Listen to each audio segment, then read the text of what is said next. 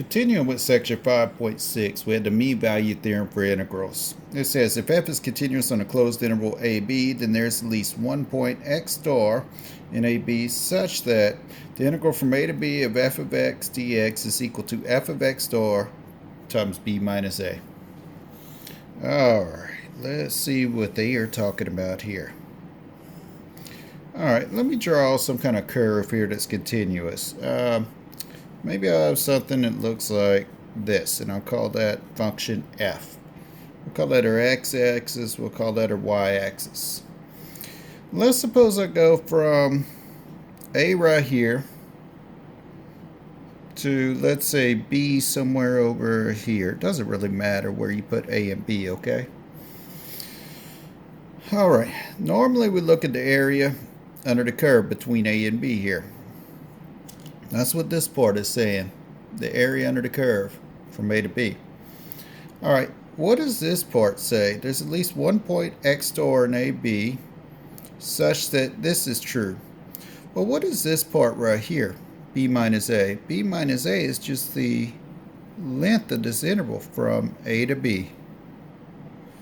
So what is that f of x star business all about? Here's what this is saying. There's some x star right here that whenever you go up to the function value f at x star, that height right there, there is a rectangle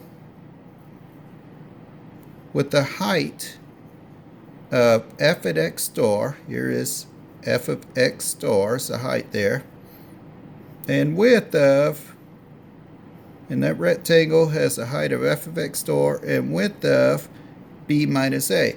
So there's a rectangle here that has the same area as the area under this curve right here. In some drawings you can tell a little bit better than this one, but in other words, the area under your curve has this in it that this part of my rectangle doesn't have, but yet this part of my rectangle has this part that my area under my curve doesn't. So what is this saying again? That there's some point x star between a and b such that whenever I draw a rectangle there's a length from A to B, then f of x star is my height, and that rectangle formed gives me the same area as the area under my curve. So let's do an example of this. We'll do that in the next video.